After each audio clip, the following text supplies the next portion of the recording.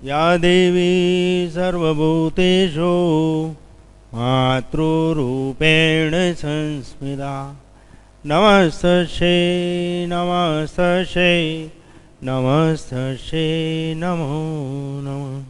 या देवी सर्वभूतेषु चित्तेरूपेण संस्मृता नमस्तस्यै नमस्तस्यै नमस्तस्यै नमो नमः। या देवी सर्वभूतेषु शक्तिरूपेण संस्मृता नमस्तस्यै नमस्तस्यै नमस्तस्यै नमो नमः। या देवी सर्वभूतेषु दयारूपेण संस्मृता नमस्तस्यै नमस्तस्यै नमस्तस्यै नमो नमः। बोलो अम्बे मात की, अपने अपने माता पिता की, अपने अपने धर्म की, अपने अपने गुरुदेव की। ओम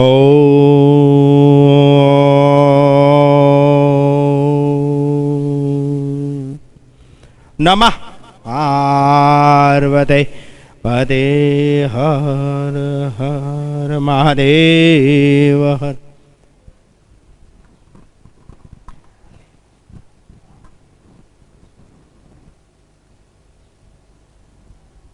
आने वाले नए साल की सबको बहुत बहुत बहुत शुभकामनाएं।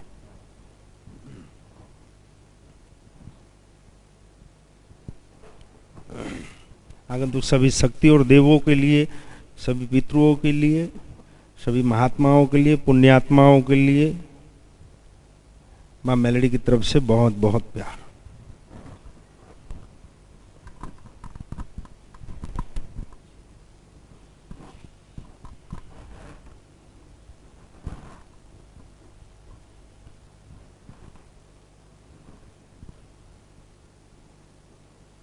सत्तर 75% मेरे को चेहरे वही दिखते हैं जो सत्संग ले रहे हैं।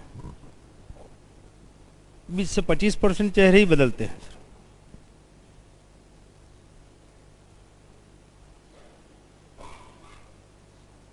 आदि शक्ति भगवती मां मेलोडी आध्यात्मिक शक्तियों को, देवों को, अपने अंदर बैठी शक्तियों को कितनी सहजता से अपन के रूबरू करवाई। कुछ जीवों ने उसको स्वीकार के उन शक्तियों का सदुपयोग चालू किया, कुछ जीवों ने उन शक्तियों को समझ के स्वार्थ सिद्ध किया, कुछ आगंतुकों ने मां की उस दया को समझ के अपनी शक्तियों का दुरुपयोग किया।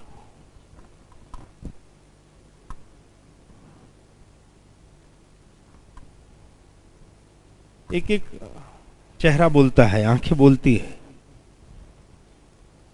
वैसे ही आगंतुकों के दुख बोलते हैं, ऐसे ही बाद में फिर आने वाले आगंतुकों के सुख बोलना चालू होते हैं। तो विडंबना है कि ईश्वरीय शक्तियों की दी हुई बख्शिश, दया, करुणा को माड़ी हम इंसान इसको अपना अधिकार समझ बैठते हैं कि हमने ये मन्नत पूरी की इसलिए हमारा ये हुआ, हमने ये मन्नत रखी इसलिए हमारा ये हुआ, हमने ये जाप किए इसलिए हमारा ये हो गया, हमने ये होम हवन किया, हमने ये उपवास किया, हमने ये पाठ किए, हमने ये अनुष्ठान किए, इसलिए भगवती आपने हम पे दया की। हमको पूछो तो हम तो यही बोलेंगे कि अगर वो कुछ कृपा करुणा बरसा रहे हैं ऊपर वाले, तो अपने जैसे निहित स्वार्थियों की कुछ क्रिया और कर्म कांड के पारितोष में वो मिलने वाली चीजें नहीं, वो उनकी करुणा है, वो ईश्वर की अनुकंपा है, वो उनकी ममता है, वो उनकी दया है। इसलिए ये अहंकार के इस भाव से कि हमने ये किया, अपन ने ऐसा क्या किया, मनुष्यों ने, अपन जीवों ने ऐसा क्या किया कि ईश्वर ने अपन के लिए इतनी सुंदर सृष्टि रचाई। एक कारण कोई बताओ। हमने, आपने या मनुष्यों ने, जीवों ने ऐसा क्या किया कि ऐसी सुंदर सृष्टि की रचना हुई? कोई कारण? अपने किसी तप का फल है ये पृथ्वी की, ये सृष्टि की रचना? जाग रहे हो ना? तो हाँ या नाम जवाब देना। अपन की किसी मेहनत का फल है ये रचना?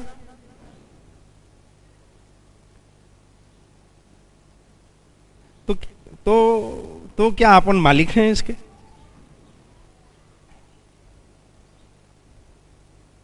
क्यों मालिक नहीं है? हमारे नाम रजिस्ट्री है, प्रमाणीकरण है, निगम का टैक्स भरते हैं, संपत्ति कर भरते हैं, इनकम टैक्स भरते हैं, पैन कार्ड है, राशन कार्ड है, क्यों मालिक नहीं है?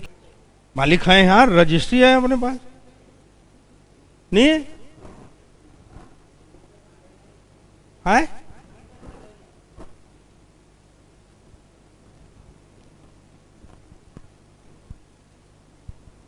ये सबको मालूम है, ये सब जानते हैं कि कोई लेके नहीं जाने वाला है। कितने लोग मानते हैं? माड़ी के यहां जब आया था बेटा, क्यों टेंशन लेके आया था? हाँ, अब जानते हैं। भगवती की चरणों में आने के बाद अब जानते हैं, ये मानने लगे हैं, लेकिन नहीं जाना है, ये कंफर्म हो गया।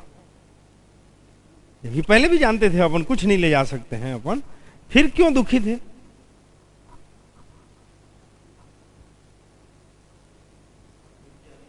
ईश्वर की बनाई सृष्टि के व्यवहार के लिए अपन के संचित कर्मों के अनुरूप अपन को अलग अलग स्थितियों में सेवा करने के लिए जीव को मानव देह दिया। अगर आप वो सृष्टि के कर्म नहीं कर रहे हैं, तो कितनी बार आया है माड़ीन, कितनी बार बोली है ये बात सत्संग में, आप वो कर्म नहीं कर रहे हो तो अपमान, नुकसान, रोग, अपमान, कैद, केस, ये सब कुछ तब है जब आप जो कार्य के लिए सृष्टि में भेजे गए हो वो नहीं कर रहे हो।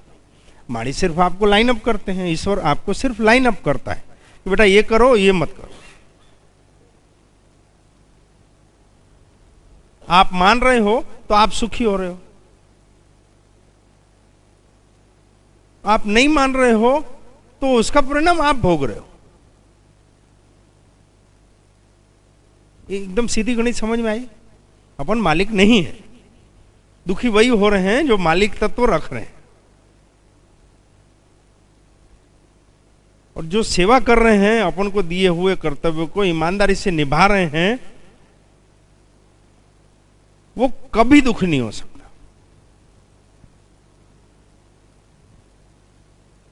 उसको मेहनताना नहीं मिलता, उसको हर वो सुविधा मिलती है सेवा करने वाले को जो वो स्वामी भोगता है, जो भी सुविधा को, वही सुविधा अपने सेवक को प्रदान कर देता है। क्या योग क्षेम वहाम्यम। अगर तू अपने आप को सौंप रहा है, अगर तुम अपने जीवन की कुछ क्षण,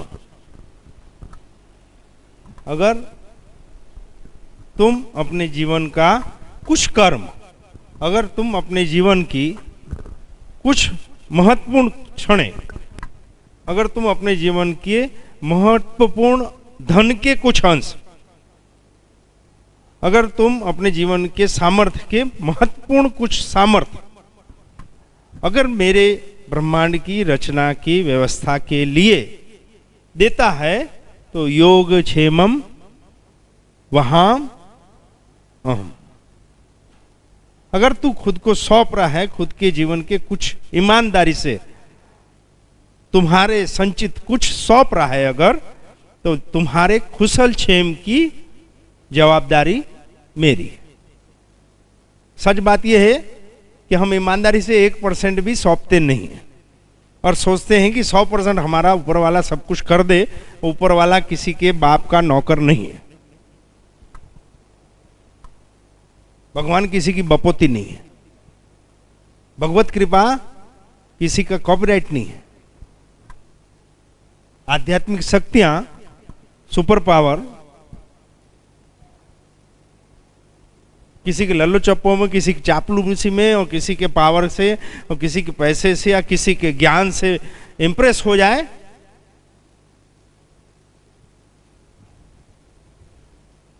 मन में कुछ हो, वचन में कुछ बोल रहे हो, कर्म कुछ हो, और वो सोचे कि मैं दया ले जाऊं, हो ही नहीं सकता। अगर तू अपने आप को ईमानदारी से सौंप रहा है, योगक्षेमम वहाम्यहम्, तो तेरे कुशल क्षेम की जवाबदारी मेरी है। तो कुछ क्यों सौंपे? हमने तो इसलिए माड़ी को सब कुछ सौंप दिया। हम आज से हम आपके। तो मैं कुछ करता नहीं, सब हो जाता है। मैं कुछ बोलता नहीं, बुला जाता है। मैं कुछ देता नहीं, दिलवा देते।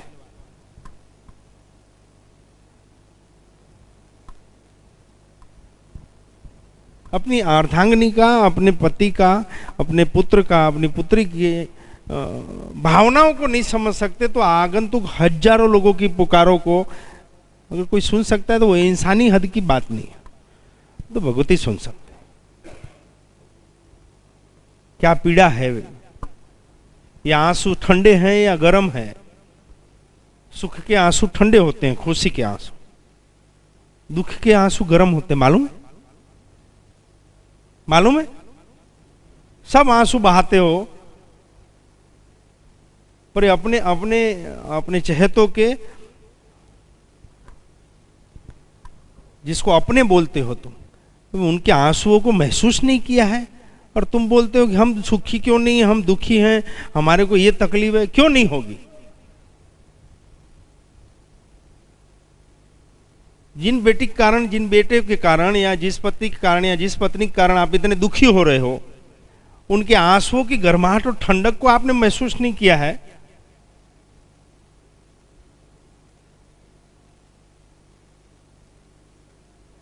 इंसान है, ब्रह्मांड के सबसे सजाग और सबसे प्यारे जीव, ईश्वर के कहने वाले मनुष्य योनि में है अपन, और अपन को यही नहीं मालूम।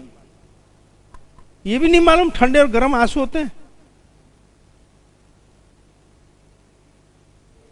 थर्मामीटर लेके नहीं बैठना है ये कितना हीट है, ऐसा।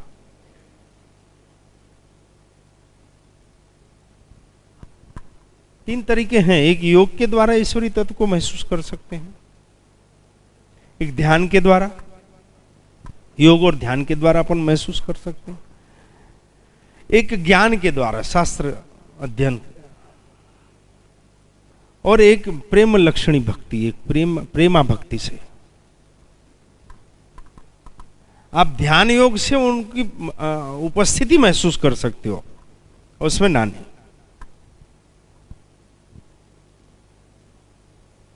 आप शास्त्र वेदों के, उपनिषदों के, ग्रंथों के पठन से, निरंतर पठन से, फिर निरंतर, फिर निरंतर, निरंतर निरंतर निरंतर निरंतर निरंतर निरंतर पठन से ज्ञान प्राप्त कर सकते।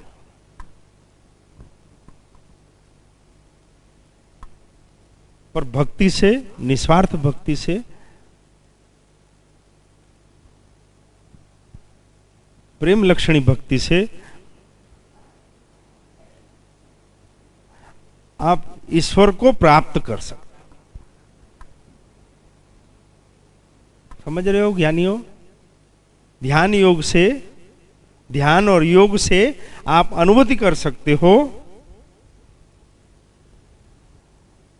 शास्त्र वेदों के निरंतर पठन से, गहन अध्ययन से आप भगवत कृपा को समझ सकते हो। पर आप प्रेम भक्ति से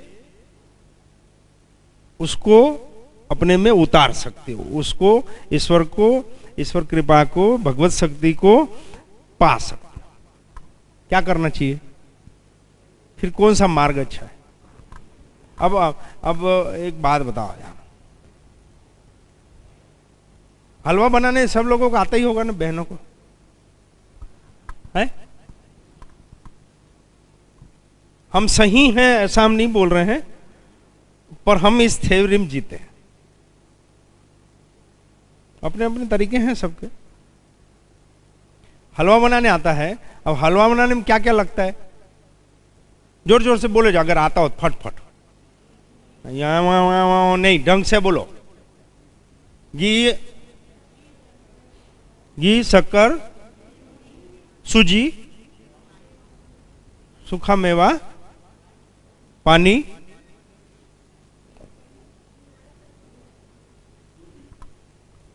दूध, गुड़, सूखा मेवा, ये वो।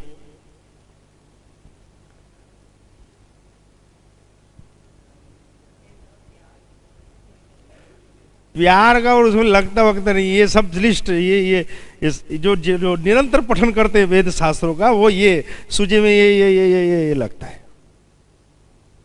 हलवा बनाने में सूजी,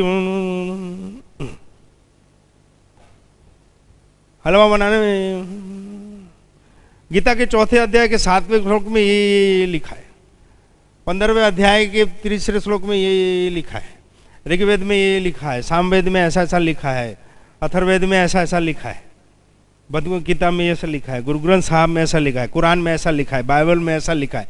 तो क्या हमने पढ़ा है, लिखा है, मुझको कंठस्थ है,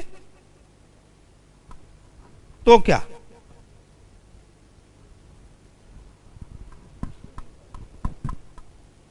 तो क्या?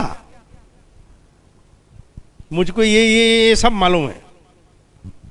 उपनिषद के फलाने फलाने उपनिषद में ये लिखा है, रामायण में ये लिखा है, भगवत गीता में ये लिखा है, पुराण में ये लिखा है, शिव पुराण में ये लिखा है, गरुड़ पुराण में लिखा है, तो क्या?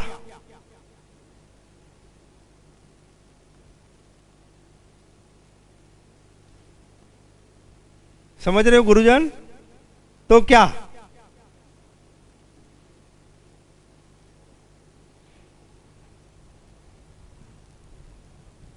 आप जितना शास्त्रों का, वेदों का अध्ययन करेंगे, अपन जितनी भी अपन की डिग्रियां बढ़ती है, एक अदृश्य अहंकार उसके साथ साथ पैरेलल खड़ा होता है।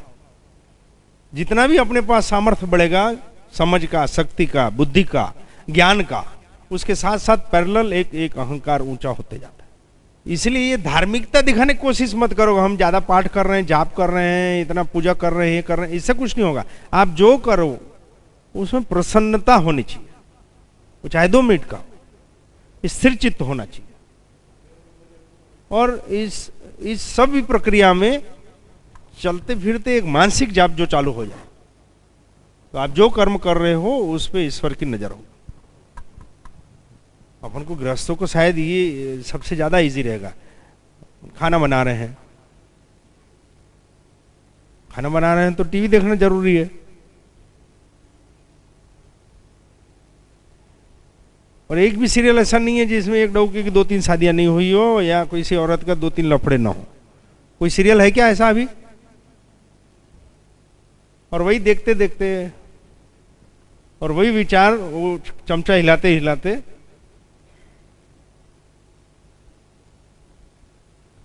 कोई सीरियल ऐसा है जिसमें ये वाली झंझटें नहीं है।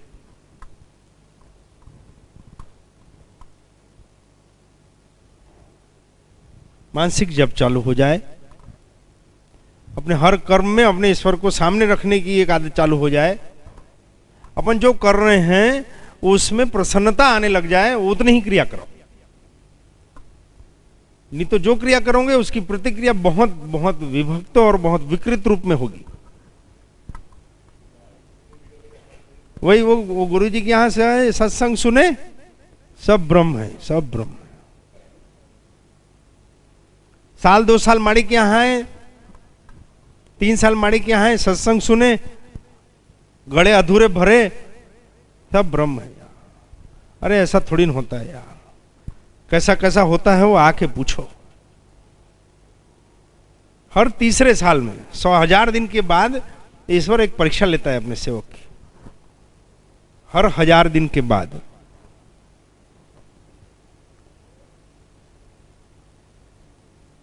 भिंडी तोड़ी जाती है, और उस भिंडी में अच्छे अच्छे फेल होते हैं। क्यों? वो इतनी स्मूथली मूव करता है, तो वो लगता ही नहीं यार कि अब अपन का एक परीक्षा लेंगे, गोद में बैठ गए, अब क्या है। हाँ जी, खुद को सौंप दो आप ईश्वर को। उसके बाद योग सेवम महाम्यम हो जाता है कि आपके कुशल क्षेम की जवाबदारी मेरी, तेरे सुख दुख की जवाबदारी मेरी, तेरे मान अपमान की जवाबदारी मेरी। और वो तब जब तू प्रीमियम भरेगा अपनी सेवा का, अपनी भक्ति का,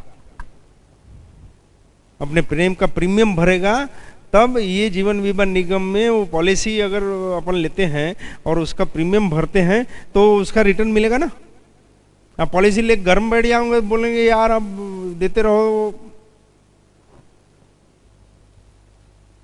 आपको किसी चीज की, किसी काम में, किसी कुछ चीज अचीव कर रहे हो आप, अगर सफलता प्राप्त कर रहे हो, उसमें उतनी खुशी नहीं होगी जितना आप ईमानदारी से उसके किए हुए प्रयत्न में आपको जो संतुष्टि मिलेगी, वो संतुष्टि आपको उस सफलता में नहीं मिलेगी। इस चीज को आप अपने दिमाग में नोट करके रखना। गीता पढ़ लिए और तू कर्म कर, फल की इच्छा नहीं कर, इस चीज को बोलने से रटने से नहीं होगा। फल की इच्छा तब अपन को दुख या सुख में नहीं ले जाएगी जब आप ईमानदारी से वो अपना कर्म पूरा करोगे, तो ही आप विचलित नहीं होंगे और तो ही आप संतुष्टि से सोच सकोगे कि मैंने अपनी बुद्धि, विवेक और सामर्थ्य से पूरा प्रयत्न किया। परिणाम आना चाहिए था ऐसा, पर नहीं आया, मैं क्या कर सकता हूं। इस चीज को आप चिंतन करना। कर्म हमारे आपके हाथ में है। कौन सा कर्म? ईमानदारी से किया हुआ प्रयत्न हमारे हाथ में है। उसका जो प्रतिफल, रिजल्ट मिलेगा वो हमारे हाथ में नहीं। पर अगर हम आप ईमानदारी से प्रयत्न कर रहे हैं तो निश्चित रूप से एक ऐसी आत्मसंतुष्टि मिलेगी कि आपको वो परिणाम के पॉजिटिव या नेगेटिव होने से आपको विचलित नहीं करेगी। नहीं समझ में? अब सेल्फ असेसमेंट करो कि हम में से कितने लोग हैं कि हम जिस स्थिति में हैं उससे निकलने के लिए या उस स्थिति में न जाने के लिए हमने 100% ईमानदारी से प्रयत्न किए।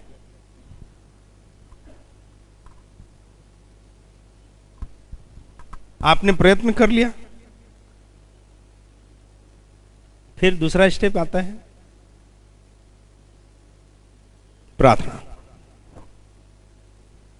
आपको जिसमें श्रद्धा हो, जिस देव को मानते हो, जिस धर्म को, जिस संप्रदाय को मानते हो, उसमें आपकी अटूट श्रद्धा होनी चाहिए।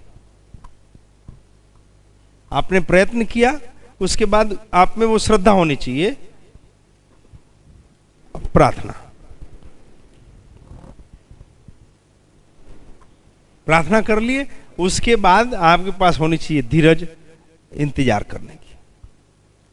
इस तीन प्रोसीजर में आप अगर निकल रहे हो तो दुनिया कोई ताकत नहीं है कि आपको संपन्न, सुखी, सामर्थ्यशाली और शांति से जीने के लिए आपको कोई रोक सके। ये तीन चीजें, ईमानदारी का प्रयत्न, प्रार्थना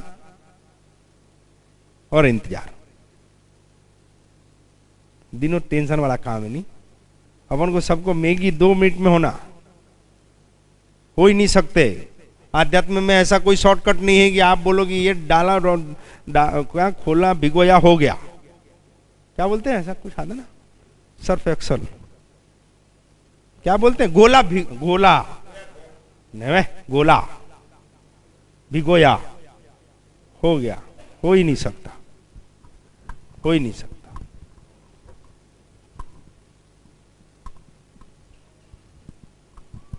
और इस चीज में आप आओगे तो उसके बाद आपको क्या क्या मांगने की इच्छा होगी। अगर आप इस प्रोसीजर में आ रहे हो, मेरी गवाह मेरी अर्धांगिनी है, मेरी शक्ति है, ये इस चीज की गवाह। हर काम को हम 100% करते हैं। हम दिखाने के लिए कभी कोई काम नहीं किया और हम सबको वही बोल रहे हैं, आप दिखावे मत जियो और जो काम करो उसमें जान डाल दो। किसी को कमिटमेंट किए तो उसको पूरा करने के लिए अपनी ताकत झोंक दो।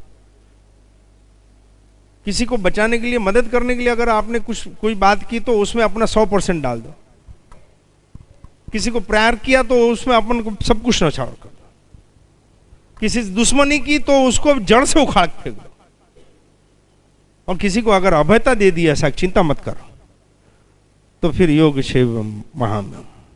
अगर किसी को बोल दिया डोंट वरी, तो फिर डोंट वरी हो जाना चाहिए, फिर सामने वाला चैन से सोना चाहिए।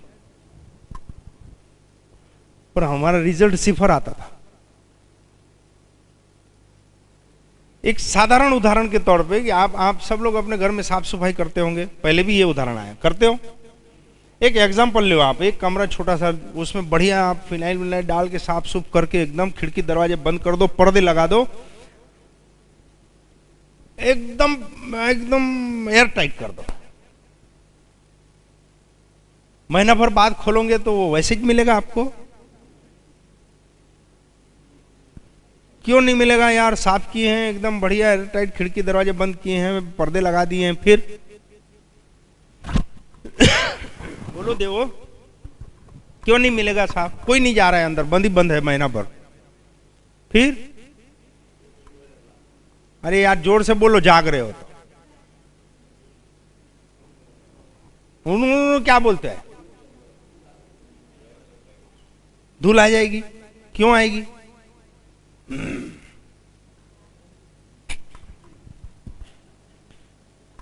तो ऐसे जीवों के बीच में जी रहे हैं जिसको आसुरी शक्तियों ने माध्यम किया हुआ है, या जिसके पास कुछ शुभ सोचने लायक नहीं है, जिसके पास कुछ शुभ करने लायक नहीं है, जिसके पास टाइम नहीं है कुछ सत्कर्म के लिए। ऐसे लोगों के बीच अपन घूमते रहेंगे और अपन बोलेंगे कि अपन के विचार और मन शुद्ध रहें और शांत रहें, संभव है? इसलिए अपनी संगति पे ध्यान दो। अपन जिसके साथ उठ बैठ रहे हैं उसके विचार कैसे हैं, अपन जिससे कुछ सुन रहे हैं वो विचार कैसे हैं, अपन जिससे लेन देन कर रहे हैं वो कैसे लोग हैं, उस पे ध्यान दोगे तो आपकी स्थिति बहुत जल्दी सुधरेगी।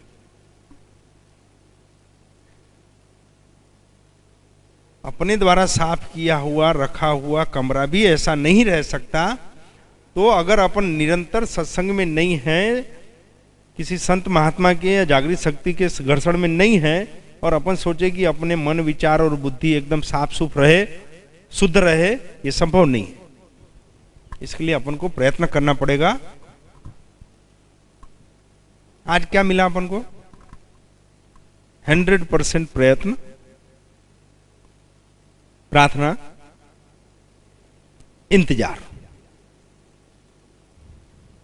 अगर आप अपने आराध्य को, अपने देव को भाव से भोग लगा के भोजन ले रहे हो अगर, तो हर दिन अष्टमी है।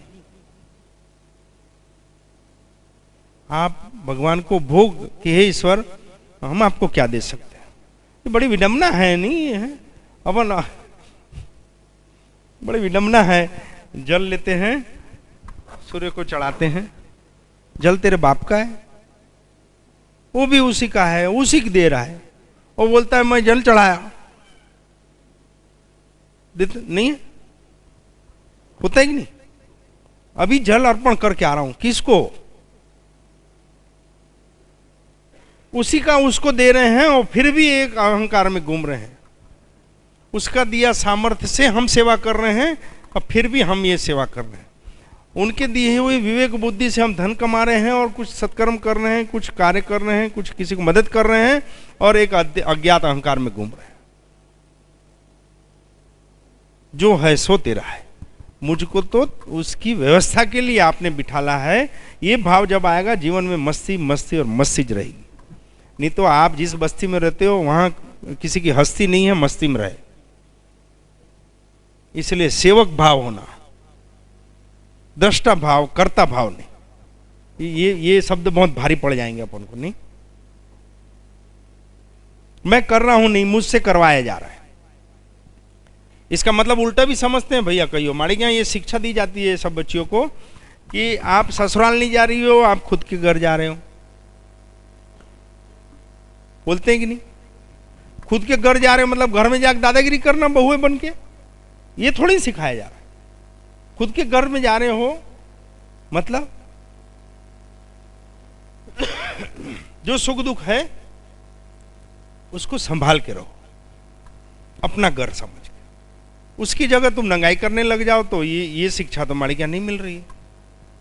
आपको ये कहा जा रहा है कि ससुराल जाके आप शांति से घर की चौखट की बाहर नहीं जानी चाहिए, अपने घर की बात अपने घर में रहनी चाहिए। आपको ये नहीं सिखाया जाता है कि आपका घर वाला अगर उसके भाई को कुछ बता रहा है तो उसके मुंह पे हाथ रख दे, क्यों बताया तेरे भाई को, अपने घर की बात अपने घर में रहनी चाहिए, ऐसा सिखाया जा रहा है। तुम मत बोलो, तुम मत बोलो अपने घर की सुख दुख की बातें, तुम बाजार में ढिंढोरा मत पीटो। पर अगर आप समर्पित नहीं हुए हो अपने पति को तो निश्चित रूप से आपकी बात वो शेयर करेगा बाहर। इसलिए जो बात कही जा रही है उसका मूल अर्थ पकड़ो। सुखी हो जाओगे तो आप, नहीं होंगे तो जय माड़े। आप सबको सामर्थ्य, शक्ति और संपत्तियां मिले, सद्बुद्धियां मिले, ये सब सत्कार्य और सद्बुद्धि और सत्कर्म करने के लिए ही मिले। और एक निवेदन हम बार बार बोलते हैं, किसी भी स्थिति में अपने घर का अखंडित प्रेम रखना। परिस्थितियां आएगी जाएगी, पर जिस रिश्तों की डोर में अपन बंधे हैं उस रिश्तों की डोर में सौदेबाजियां नहीं, समर्पण। और अगर समर्पण है तो प्रेम है, प्रेम है तो कोई अपेक्षा नहीं होगी। आप सबको प्यार। जय मड़े, जय मड़े, जय मड़े। ओम नमः पार्वती वंदे हर हर महादेव। जय मड़े।